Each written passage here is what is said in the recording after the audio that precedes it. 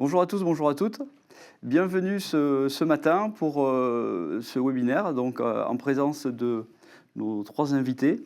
Nous allons parler de rénovation et de solarisation des bâtiments et des toitures étanchées dans le milieu professionnel. Donc je vais vous présenter les trois personnes qui m'accompagnent pendant toute la durée de ce webinaire qui va durer à peu près 45 minutes avec une phase de questions-réponses sur la fin. Rémi. Bonjour, je suis Rémi Perrichon, directeur de la prescription chez Recticel. Alors, Recticel, nous sommes un groupe d'origine belge spécialiste de l'isolation thermique. Notre activité s'articule autour de deux familles produits, des panneaux en mousse de polyuréthane, des panneaux d'isolation thermique et des panneaux sandwich isolés. Voilà. Les produits dont il sera question ce matin sont fabriqués sur notre site de Bourges, en Centre-France. Notre second intervenant, Bruno. Bonjour, je suis Bruno Gallon, je suis business développeur activité toiture pour Sika France. Donc Sika est un industriel, un fabricant, leader mondial de l'étanchéité. Pour ce qui est de Sika France activité toiture, nous sommes un peu plus de 30 personnes. Nous commercialisons en direct aux étancheurs principalement des systèmes d'étanchéité synthétiques en membrane PVC ou FPO. Et ces mêmes feuilles d'étanchéité sont couplées à des systèmes d'intégration photovoltaïque, entre autres l'Innova Air qu'on va vous présenter. Et enfin, Mathieu, de PC Solaire. Bonjour à toutes et à tous. Donc, je suis Mathieu Pignard, directeur d'activité chez PC Solaire. Le PC Solaire, donc, nous sommes un concepteur fabricant français de systèmes d'intégration. Et nous sommes connus et reconnus avec notre gamme de produits Innova PV, dédiée au marché du neuf. Et notre équipe d'ingénieurs vous accompagne sur de futurs projets en rénovation avec ce nouveau produit qu'on va vous présenter lors de ce webinaire. Merci à tous les trois. Donc on va commencer par vous présenter un petit peu l'environnement de ce marché de la toiture terrasse et de la rénovation, qui n'est pas, comme vous le savez tous, encore trop exploité. Et on va un petit peu vous parler d'un petit peu tout ça. Oui, alors effectivement, c'est un marché qui se redessine. Dans le neuf, principalement, on a un repli ou stagnation du moins du marché de l'étanchéité, entre autres sur les bâtiments collectifs, ainsi que les bâtiments commerciaux, surtout dans le neuf. On a une augmentation, une croissance des bâtiments logistiques et industriels. Et on a une évolution des usages de la cinquième façade, de la toiture. La toiture est de plus en plus technique. Les maîtres d'ouvrage demandent que les produits soient bas carbone, de plus en plus durables.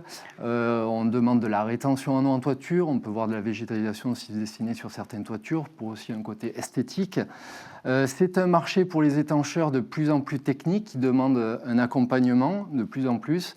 Et il faut que la toiture soit utile. Donc les maîtres d'ouvrage peuvent prendre un retour sur investissement grâce à des systèmes d'intégration photovoltaïque. Et on constate aussi un boom de la rénovation. Certains maîtres d'ouvrage n'attendent pas la fin de vie d'une étanchéité pour la refaire et pour installer, entre autres, une centrale photovoltaïque. La partie technique et les enjeux du bâtiment sont aussi poussés par la partie réglementaire. Et Rémi va nous parler un petit peu de cette partie-là qui a besoin d'être éclaircie sur deux aspects. Oui, Jean-Paul, alors faisons un point sur la réglementation. Ça n'est pas anodin, car la nouvelle loi d'accélération de la production des énergies renouvelables va réellement donner un coup de boost à la filière. La loi APER reprend les textes des précédentes lois et notamment la loi climat et résilience et en étend également le champ d'application. Alors, ce que l'on sait aujourd'hui, c'est qu'elle s'applique aux bâtiments tertiaires à partir de 500 mètres carrés et qu'elle crée une obligation de solarisation ou de végétalisation, mais elle est plutôt de solarisation dans les faits, des bâtiments neufs et également des bâtiments existants dans le cadre de rénovation lourde. Alors, aujourd'hui, le taux est de 30% de la surface. Il va progressivement monter à 40%, puis à 50% à horizon 2027. Ce que l'on sait moins, c'est que cette réglementation s'applique également aux toitures existantes et qu'à partir de 2028, l'intégralité des toitures devra être solarisée. Voilà. J'ajoute également que le décret éco-énergie tertiaire va favoriser la solarisation des toitures. Il impose des réductions drastiques de consommation d'énergie et la production locale sur la toiture, évidemment, va permettre de, donc non tirée du réseau, va permettre d'atteindre ces objectifs de réduction de consommation énergétique. Merci, merci Rémi.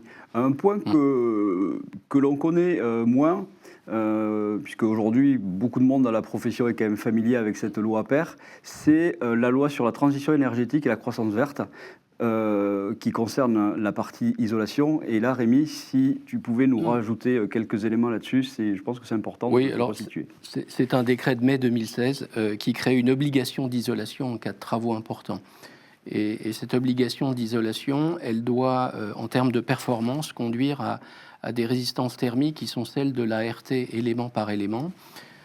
Et donc, en fonction des zones climatiques, cette résistance thermique à atteindre est de 4 ou 4,5, donc encore une fois, selon les régions climatiques. J'observe régulièrement des posts sur les réseaux sociaux, souvent des entreprises qui sont assez fières d'annoncer qu'elles ont remplacé une isolation existante. Alors, on a retiré 60 mm de laine, 80 mm de laine et un bicouche bitume. Et puis, on est fier d'annoncer qu'on a reposé la même chose finalement. Alors, le client repart avec une isolation, enfin, avec une étanchéité toute neuve, mais il avait une passoire thermique et il repart avec une passoire thermique. Voilà, donc c'est important aussi de porter cette connaissance à vos clients ou maîtres d'ouvrage, parce que évidemment c'est aussi cette obligation un moyen d'améliorer la performance énergétique de la toiture. Merci Rémi. Donc on voit bien que l'environnement, le réglementaire nous apporte à nous, industriels, et à la profession pas mal d'opportunités, puisqu'on a une grande surface de toiture disponible sur ce type de bâtiment, donc en toiture terrasse non professionnelle. Nos clients, l'ensemble des maîtres d'ouvrage, l'ensemble de la profession a quand même besoin aussi de faire des économies d'énergie pour le portefeuille, mais aussi pour la planète. Et on voit aussi que sur le type de bâtiment sur lequel on travaille, donc avec une grosse représentation de bâtiments tertiaires, on a la capacité à faire de l'autoconsommation, et avec des taux d'autoconsommation qui sont importants. Et comme vous le savez, ou vous le découvrirez un petit peu plus tard, aujourd'hui les temps de retour sur investissement sont quand même beaucoup plus favorables quand on parle d'autoconsommation que de revente. Donc ces trois points-là font de belles opportunités pour ce type de marché.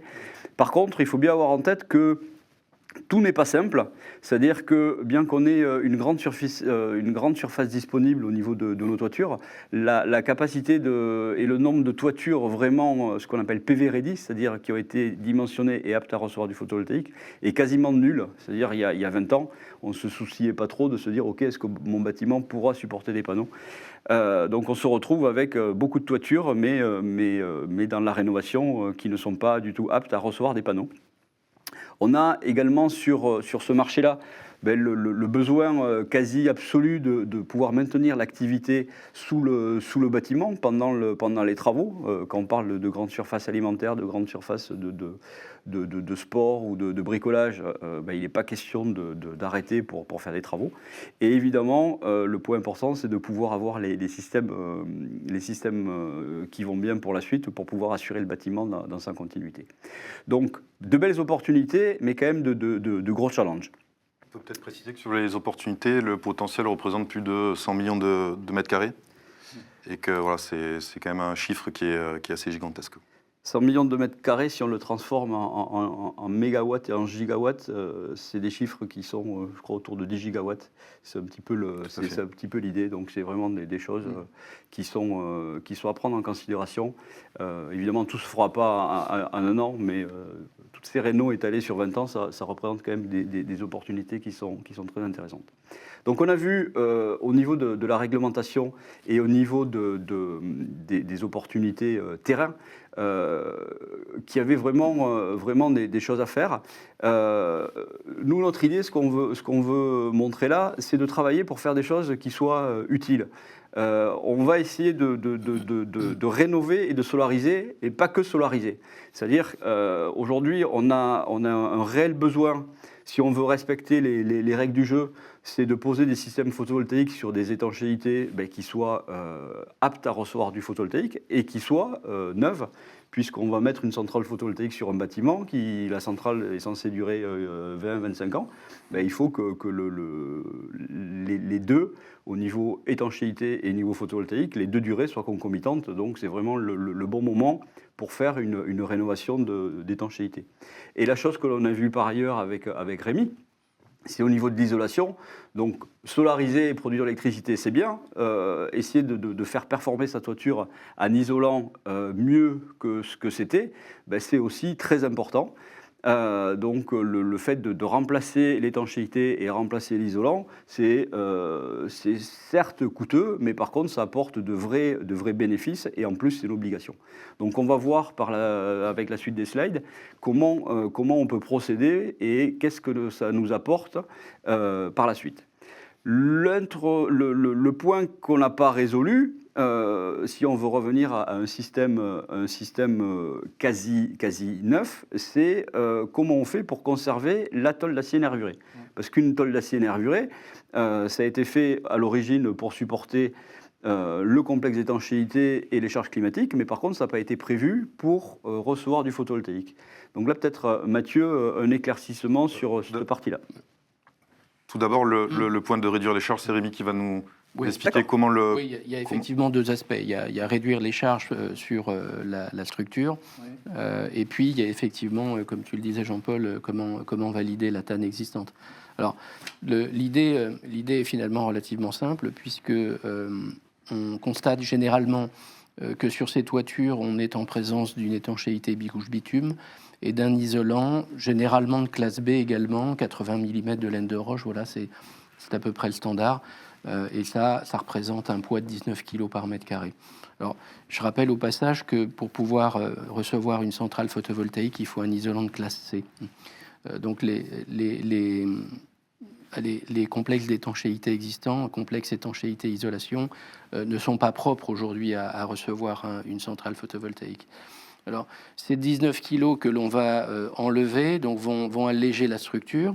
Et nous, ce que nous proposons, c'est de reposer une isolation Power Deck Plus, donc un isolant classe C, 100 mm. 100 mm apporte un R de 4,5, donc au passage, on renforce significativement l'isolation. Et on ne ramène que 3 kg par mètre carré sur la toiture. Ensuite, on va poser une membrane Sika, FPO, 2,5 kg, et puis le support d'intégration et les panneaux photovoltaïques. Et finalement, on rapporte les 19 kg que l'on a retirés. Donc, on voit que la balance est équilibrée, ce qui permet finalement de pouvoir envisager la pose d'une centrale photovoltaïque sur la toiture.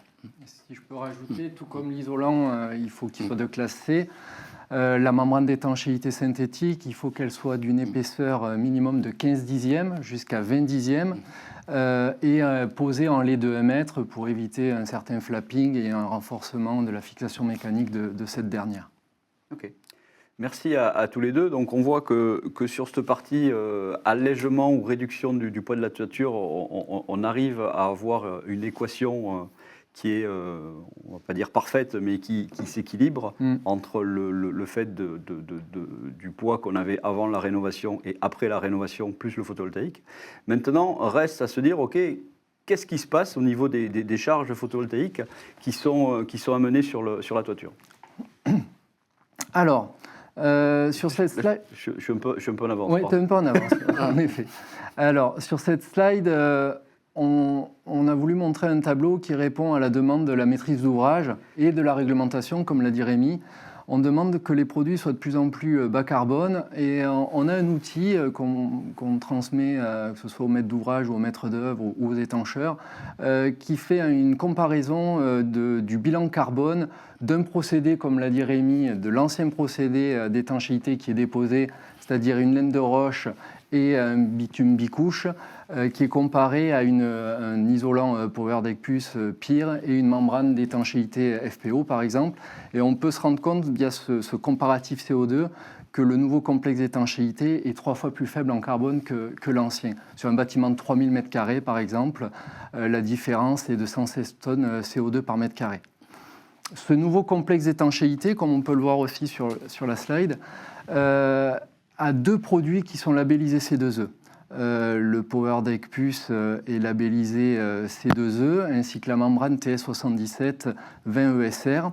Et cette même membrane est cool-roof, c'est-à-dire qu'elle réfléchit on va dire, les UV et apporte une fraîcheur sur la toiture et bien sûr à l'intérieur du bâtiment. La fraîcheur sur la toiture est importante en plus puisqu'elle permet à la centrale photovoltaïque d'augmenter son rendement via une température ambiante très faible.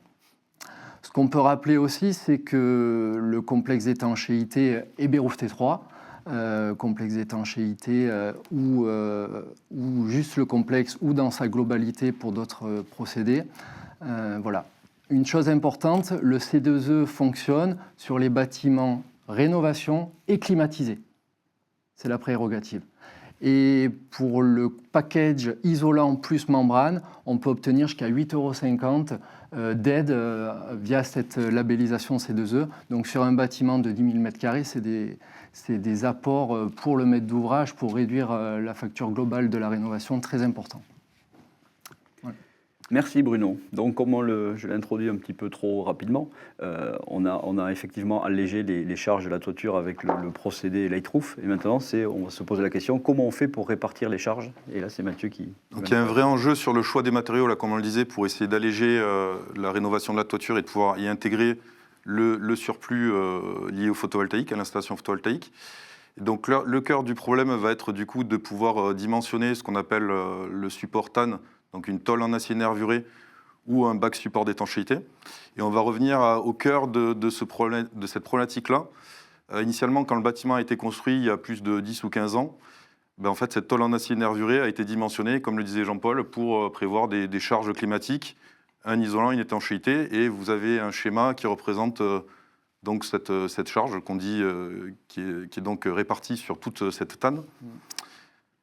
Quand on compare ce chargement-là avec ce qui existe aujourd'hui sur les procédés photovoltaïques neufs qui vont, comme le procédé InnovaPV, créer des charges dites ponctuelles ou non réparties sur la toiture, on voit clairement sur ce schéma-là que les supports vont créer des appuis ponctuels et donc un chargement non réparti. Aujourd'hui, tous les fabricants de TAN ont réalisé des essais avec nos systèmes pour pouvoir justement dimensionner les TAN sur des projets neufs avec nos procédés. Et l'enjeu justement, c'est de créer un système qui permet de passer d'une installation photovoltaïque avec des charges qui sont à la base non réparties en réparties. Et donc ce nouveau produit donc, qui s'appelle InnovaR, R pour rénovation et R pour répartie. Vous pouvez constater sur ce schéma-là qu'on va retrouver des appuis qui sont matérialisés en couleur orange qui correspondent à notre produit classique, auquel on a intégré également des appuis complémentaires qui sont schématisés en jaune sur le panneau que vous voyez à votre droite. Et cet ajout de support permet ensuite de répartir la charge. Et c'est ce que nous avons réussi à prouver lors d'essais. Et vous pouvez voir que toutes les nervures du bac sont sollicitées. Et que du coup, avec notre nouveau procédé InnovaR, on se retrouve avec une charge dite répartie.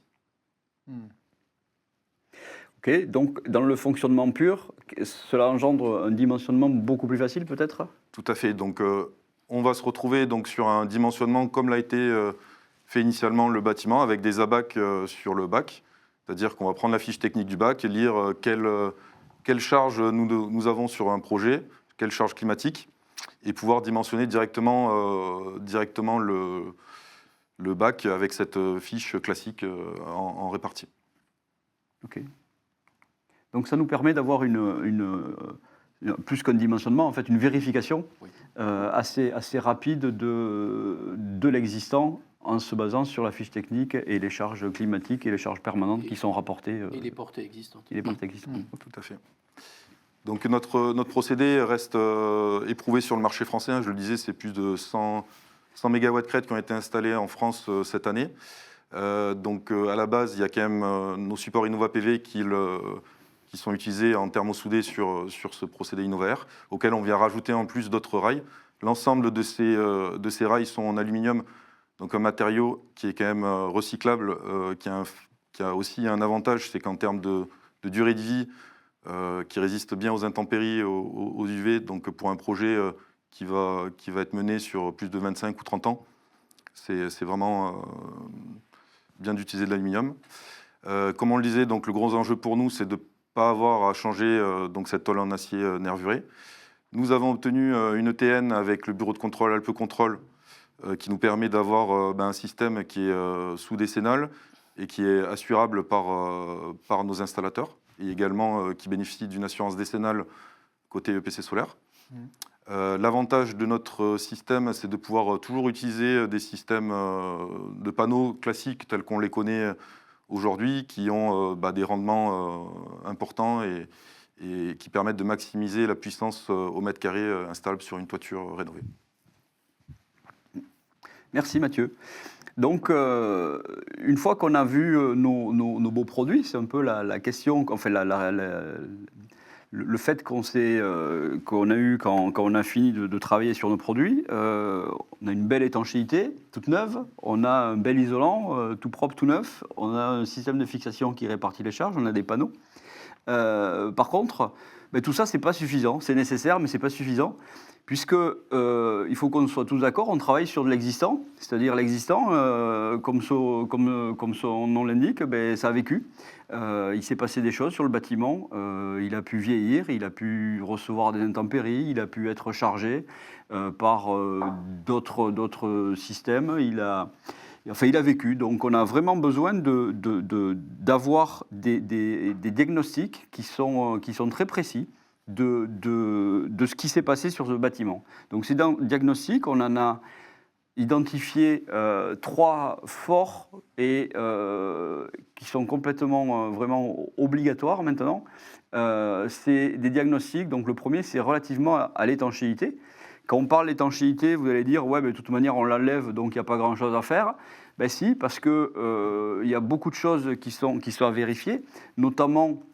Je prends quelques exemples, c'est vérifier que ce qu'il y a sur les DOE soit réellement ce qui est installé sur la toiture, au niveau des épaisseurs, au niveau des matériaux, pour qu'on soit bien sûr des poids que l'on enlève et des poids que l'on va remettre. On va vérifier aussi que les DOE et que la tôle d'acier nervuré soient bien celles qui sont installées sur le toit. On a parfois des surprises, mais ça va bien au-delà, et c'est pour ça qu'on a besoin de spécialistes. Vu qu'on va toucher à la toiture, qu'on repart pour 25 ans, on va avoir besoin, et je cite que quelques exemples, les spécialistes savent faire ce qu'il faut.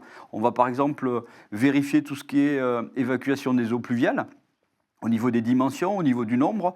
Les normes évoluent, les besoins des bâtiments évoluent aussi. Donc on a vraiment besoin de s'assurer qu'on repart vraiment sur des choses propres. On a besoin de vérifier, par exemple, comme sur la photo en haut à droite, la hauteur de relevé sous les lanternons. Souvent, on va rajouter de l'isolation, donc est-ce qu'on n'est pas trop haut par rapport au réglementaire? On va avoir besoin de vérifier les accès, on va avoir besoin de vérifier la sécurité. Donc, il y a beaucoup de choses qui sont à vérifier sur le côté sécurité, sur le côté entretien. Et ça, c'est un boulot vraiment de spécialiste du diagnostic, de spécialiste de l'étanchéité sur ce domaine-là. Le deuxième point au niveau diagnostic qui est obligatoire, c'est le diagnostic de charpente.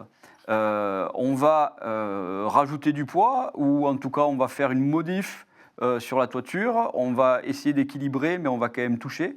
Donc là c'est pareil, on a besoin de vérifier que ce qui avait été modélisé quelques années auparavant on est toujours dans le cadre réglementaire. Les référentiels de calcul évoluent. Les précédents peuvent avoir oublié des choses. Il peut y avoir des choses qui sont suspendues sur la toiture, sur les tôles ou sur les charpentes, qui ont été rajoutées, qui n'étaient pas prévues. Donc on a vraiment besoin d'avoir ce diagnostic de charpente fait par des spécialistes de l'étanchéité. Et enfin, par des bureaux d'études charpente. Ouais. Enfin, le troisième point, mais qui n'est pas le moindre, c'est le diagnostic électrique. Donc dans le diagnostic électrique, on a non seulement la partie vérification des raccordements possibles que l'on va pouvoir faire dans le TGBT du client, assez basiquement, est-ce qu'il y a la place d'aller mettre un disjoncteur? Est-ce qu'il y a la place de circuler dans le bâtiment? Mais c'est également aussi très important en amont de se dire, OK, on va rajouter une centrale, super, mais qu'est-ce qu'on va faire de cette électricité? Est-ce que le bâtiment en a besoin? Est-ce qu'on va faire de l'autoconsommation avec revente, que de la revente? Donc suivant les cas, voilà, c'est un travail de spécialiste, et ce travail-là, c'est pas entre guillemets, l'étancheur qui peut le faire tout seul, ou c'est pas le client qui va décider par lui-même de ce qu'il faut faire. Donc on a vraiment besoin de ces trois diagnostics qui sont vraiment complémentaires au produit pour avancer sur nos projets. Donc le but, c'est d'obtenir une communauté d'entraide pour assouvir les besoins du maître d'ouvrage, Tout à fait. Concrètement. Alors là, on va voir une vidéo, comme le disaient Jean-Paul et Mathieu, le but, c'est de garder le bâtiment hors d'eau. Donc on fait une dépose du complexe existant, l'ancien complexe d'étanchéité, pour une repose du nouveau complexe. On va le voir dans cette vidéo. Et ce qui est très important pour un maître d'ouvrage, c'est de ne pas arrêter son activité, que ce soit une activité commerciale ou industrielle. Et la dépose et la repose se font dans la même journée. On avance petit à petit et on refait la toiture 300 mètres carrés par 300 mètres carrés, par exemple, au jour le jour. Et voici une vidéo explicative du changement du complexe d'étanchéité.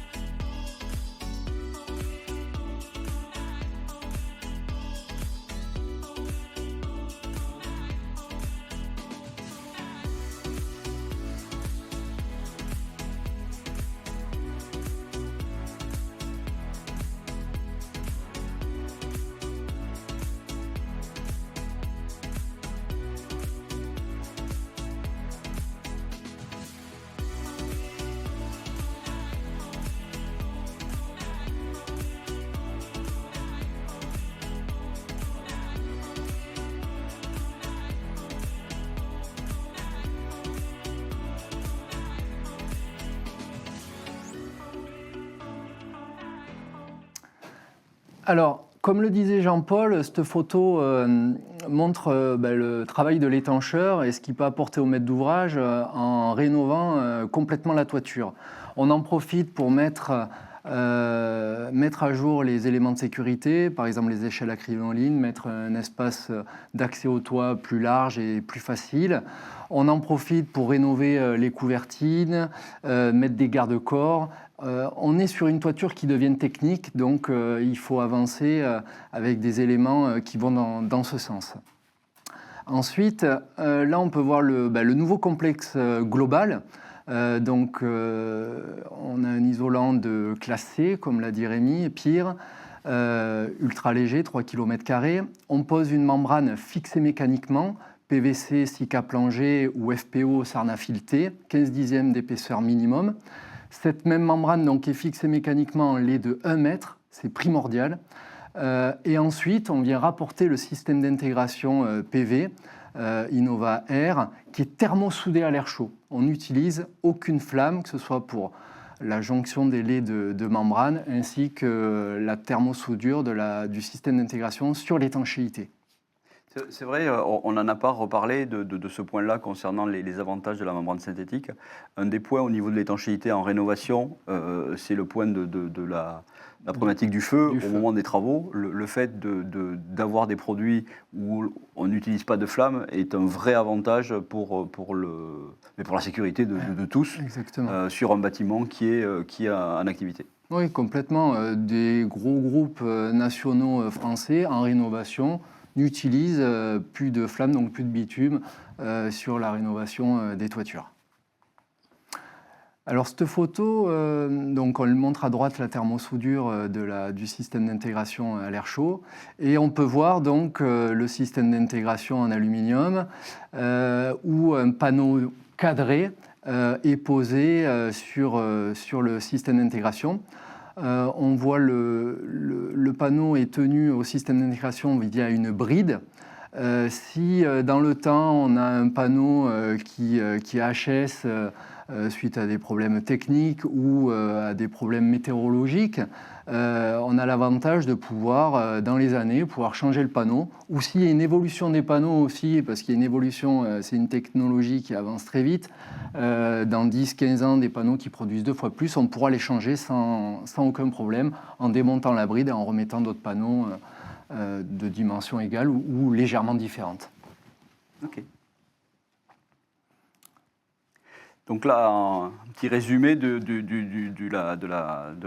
toiture faite entièrement avec les produits dont on parle, donc Lightroof plus le système Innova Air, qui est fait sur la région de Chambéry, sous le soleil des Alpes. Oui, complètement. Là, on voit les lanterneaux qui ont été rehaussés, donc il ne devait pas y avoir la hauteur minimum, par exemple, de 15 cm. Et ensuite, on laisse une circulation autour des panneaux pour pouvoir intervenir techniquement sur la toiture. Ok, donc on va vous parler là maintenant un petit peu la conclusion de notre discussion et de notre réflexion. C'est qu'on a vraiment aujourd'hui les produits qui vont bien pour faire de la rénovation. Ouais. On a identifié proprement quels sont les diagnostics qui vont être nécessaires et obligatoires pour travailler sur une rénovation et solarisation d'une toiture. Mais une fois qu'on a ça, on se dit, le pauvre photovoltaïcien ou le pauvre maître d'ouvrage qui se retrouve avec tout ça, comment il fait ? Donc l'idée, c'est d'avoir construit une plateforme qui s'appelle, c'est un site, renovoltaïque.fr, où on va retrouver les produits de nos 3 sociétés qui permettent d'avoir un peu un œil plus précis de ce que l'on propose, mais également où le maître d'ouvrage, les assistants à maîtrise d'ouvrage et un petit peu tous les gens qui vont s'intéresser à ce domaine-là vont trouver les compétences qui leur manquent à leur catalogue pour pouvoir avancer sur un projet. Donc vraiment, c'est des projets qui sont complexes et il faut bien avoir en tête que plus on les aborde de façon groupée avec les bonnes compétences, plus le projet va avancer vite.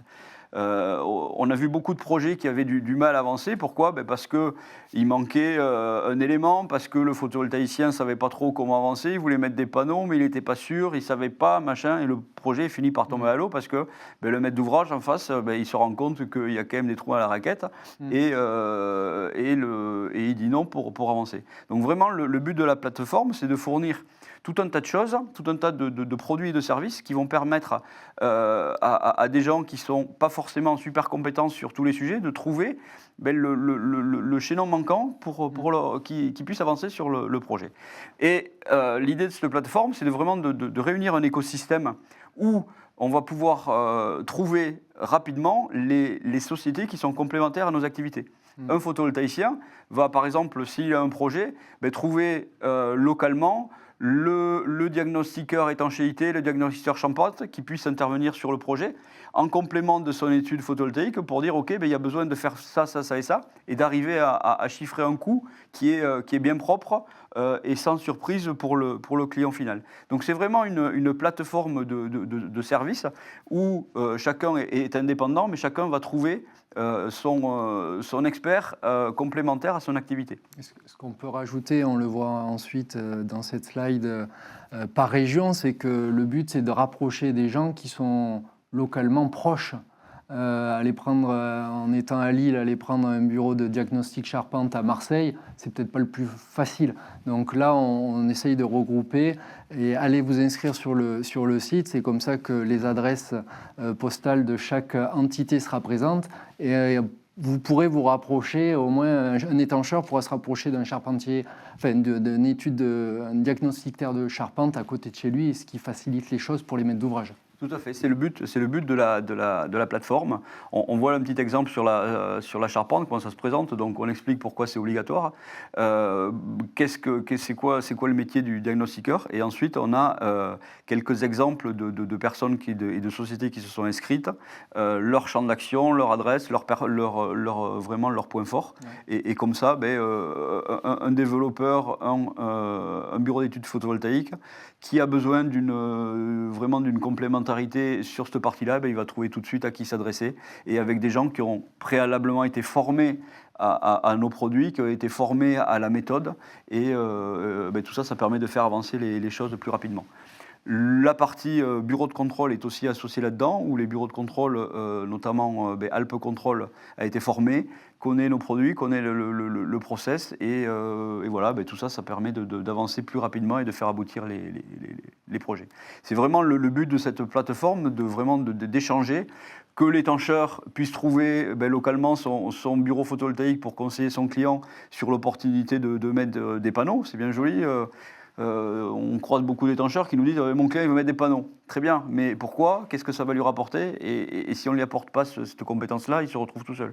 Pareil, un bureau photovoltaïque, il veut chiffrer, il est conscient que la toiture elle est relativement elle est en mauvais état, mais qu'est-ce qu'il faut faire? Donc là, voilà, cette relation de proximité permet d'aller voir les clients à deux pour décrocher les affaires. Pareil sur le bureau de structure, on reçoit là aussi des appels de bureaux de structure qui nous disent « Ok, je dois faire un calcul, par contre, qu'est-ce que je prends comme charge ?» Donc, le fait d'avoir avec lui un contact privilégié d'une personne qui a fait le bon diagnostic d'étanchéité et qui s'est proposé le bon complexe en face, on va être beaucoup plus près de la réalité et faire des études de charpente qui sont beaucoup plus proches de la réalité. Le bureau de contrôle, il va trouver en face de lui des interlocuteurs qui connaissent le projet, qui connaissent les produits, qui savent de quoi ils parlent. Donc ça va permettre d'accélérer. Et les clients finaux, qu'est-ce qu'ils vont faire? Ils seront rassurés. Donc ils vont accélérer les choses. Et accessoirement, tout ça en travaillant un peu en même temps, tout le monde va générer du business. Donc c'est cette chose aussi qui n'est pas anodine pour l'ensemble des gens qui vont adhérer sur le site et sur la plateforme. C'est d'avoir une communauté de projets où les gens font grossir le marché et prennent des commandes. Donc c'est un peu l'idée du produit, du site. Donc vraiment, et surtout répondre à une demande qui est à ce jour croissante, que ce soit en autoconsommation ou en revente, parce qu'aujourd'hui le photovoltaïque, tous les maîtres d'ouvrage veulent en faire. Logiquement. Et simplement aussi répondre à une contrainte réglementaire, comme l'a évoqué Rémi, il y a une loi aussi qui rentre en vigueur à partir de 2028 et ça deviendra une obligation. Ok.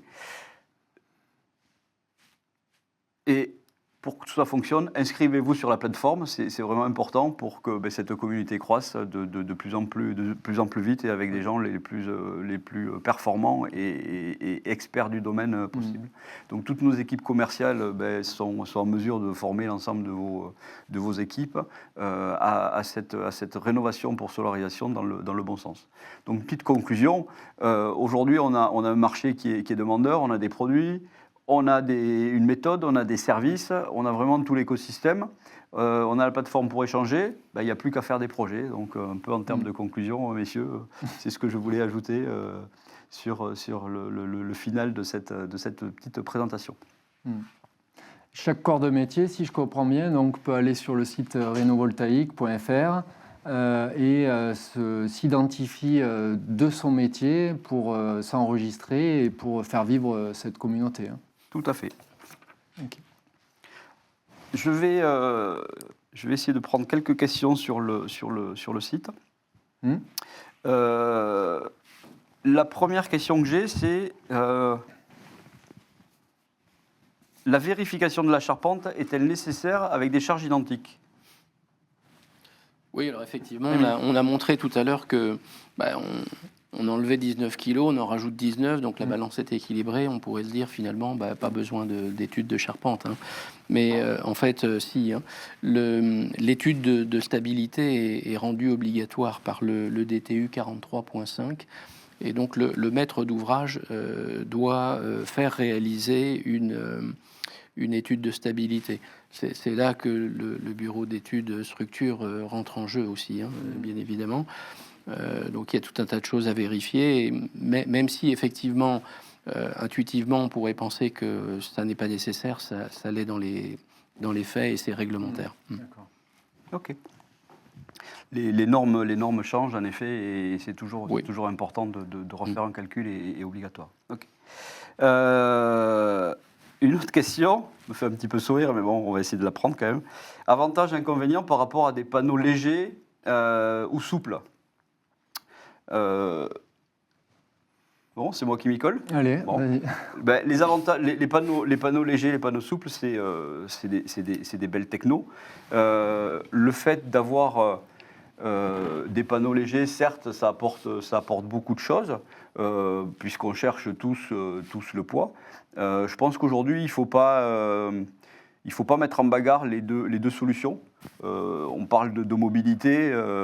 Si je prends cet exemple-là, des fois, c'est très bien d'aller à vélo. Des fois, c'est très bien d'aller en train. Des fois, c'est très bien d'aller en avion. Suivant où on va, on ne pourra pas dire la solution idéale, c'est d'aller à pied. Si je dois aller demain à Buenos Aires, je serais bien content qu'il y ait des avions. Donc vraiment, je ne sais pas si la comparaison elle est très très bonne, mais vraiment, il y a des solutions qui sont sur le marché, qui, je pense, sur le long terme, vivront un peu en parallèle. Aujourd'hui, l'avantage réel de la solution InnovaAir est dû au fait du prix des panneaux photovoltaïques cadrés qui sont faits en très très fort volume. On voit il y a encore des baisses de prix qui font que ces panneaux-là sont les mêmes qui sont utilisés sur les toitures à part la taille, hein, mais c'est des panneaux qui sont utilisés aussi sur les fermes au sol de plusieurs gigawatts à travers la planète, qu'on soit en Arabie Saoudite, en Chine ou à Narbonne, c'est un peu les mêmes panneaux. Donc il y a des économies d'échelle au niveau des panneaux cadrés qui font que c'est un avantage fort pour ce type de solution. Aujourd'hui, les panneaux légers, c'est quand même un marché qui est naissant. Donc par-delà, au niveau des prix, on ne parle pas du tout de la même chose. Un point où je voudrais profiter de ce truc-là, de l'audience, c'est l'utilisation des panneaux légers. Et là, je vais mettre un petit peu au là. Aujourd'hui, sur le marché français, on voit deux types d'approches. Des gens qui vont proposer des panneaux légers avec une remise à neuf, comme on peut l'avoir exposé là, de la toiture, avec une étanchéité neuve, un isolant de classe C et tout ça qui se tient. Donc c'est une approche complètement sensée. Et de l'autre côté, il y a des approches qui sont beaucoup plus, entre guillemets, grand public, où on voit dans la presse que des solutions de panneaux légers sont idéales parce qu'on va pouvoir venir se poser sur des toitures existantes sans se soucier de rien. Là, je dis non, je dis oui aux panneaux légers parce que ça apporte quelque chose, mais faire croire à l'ensemble des non-spécialistes qu'on va pouvoir utiliser des panneaux sous prétexte qu'ils soient légers, sans faire une rénovation de l'étanchéité et de l'isolant, c'est pas dire la vérité. Donc voilà, c'est la petite alerte que je mettrai par rapport aux panneaux légers. Une autre question, là pour Rémi, est-ce qu'on peut utiliser des panneaux pires sur des ERP ? Oui, alors c'est une question relative à la sécurité incendie, j'imagine. Donc effectivement, la solution PowerDeck est une solution qui peut se mettre en œuvre directement sur la tôle d'acier nervuré en ERP. Alors Évidemment, il y a quelques conditions à remplir. Je ne vais pas ici toutes les décrire, mais prenons l'exemple des magasins et des centres commerciaux. Ce sont typiquement des bâtiments qui sont éligibles à la pose sans écran. Merci. J'ai une autre question concernant la solution globale. Dispose-t-elle d'un DTA et avec quel type et référence de panneaux? Donc aujourd'hui, la solution globale est sous ETN, donc avec une liste de panneaux qui est très courte parce que c'est le premier jet de l'ETN. Mais petit à petit, la liste de panneaux sera celle des produits Innova PV. À chaque fois qu'on rentre un panneau sur Innova PV sur la solution classique sous avis technique, on la rentrera sous Innova R. Notre but, c'est d'intégrer le maximum de panneaux pour être au service des clients et qu'ils puissent avoir le choix sur les panneaux. Pour ce qui est de l'étanchéité, inclus dans l'ETN, membrane PVC, Sika plongée et membrane FPO, Sarna filetée dans l'Innova R. D'accord. Avantage de la réflectivité par rapport au photovoltaïque? Comme je le disais tout à l'heure, effectivement, par rapport au photovoltaïque, les membranes réflectives apportent une certaine fraîcheur sur la toiture, à 30 cm par exemple du sol où sont les panneaux. On a une température ambiante qui ne dépasse pas la température ambiante. Par exemple, l'été, si on a 35 degrés à Marseille, on va avoir une toiture qui ne dépassera pas le 35 degrés, contrairement à une toiture bitumineuse qui peut atteindre les 80 degrés. Et cet élément, alors certes, il est favorable pour l'ambiance dans l'intérieur du bâtiment, mais pour la centrale photovoltaïque, le rendement des panneaux est optimal, grosso modo, entre 25 et 30 degrés. Et garder une ambiance fraîche en toiture améliore la productivité du panneau et donc le rendement et le retour sur investissement de la centrale photovoltaïque. Et aujourd'hui, on peut avoir aussi des intérêts à utiliser une installation de panneaux en incliné avec des membranes qui sont réflectives, puisqu'on a aujourd'hui des technologies de panneaux dites bifaciales qui vont produire aussi... avec le rayonnement qui est réfléchi sur l'étanchéité. Alors pour compléter la réponse de Bruno, dans les bâtiments tertiaires, la RE 2020 arrive. Et la RE 2020, elle va aussi parler de confort d'été. Ouais. Et c'est important d'avoir des membranes réflectives, évidemment, pour réduire la surchauffe en été, à l'intérieur des bâtiments. Complètement. Qui plus est, sur les bâtiments qui sont... des bâtiments industriels où il n'y a pas une isolation comme des villas avec des épaisseurs très très importantes et qui plus est dans la moitié sud de la France, on peut avoir des deltas de plusieurs degrés à l'intérieur du bâtiment. Sans parler bien sûr, comme je vous ai dit, les avantages que ça peut apporter sur la productivité de la centrale en elle-même. Ok, merci messieurs. Pour compléter et conclure sur le sujet, vous trouverez un petit témoignage, pour ne pas les citer, de Leroy Merlin sur le site renovoltaïque.fr qui parle justement du gain en toiture de l'isolation et de la réflectivité apportée par le système LED Roof. Donc, en conclusion, inscrivez-vous sur la plateforme Renovoltaïque. On sera présents tous sur le salon Energaia qui a lieu du 11 au 12 décembre de cette année. On participe aussi au trophée de l'innovation sur ce même salon. Et voilà, dans l'espoir et dans la joie de vous retrouver avec les différents partenaires sur des projets pour discuter concrètement de solutions. Merci. Merci. Merci à à tous. Merci.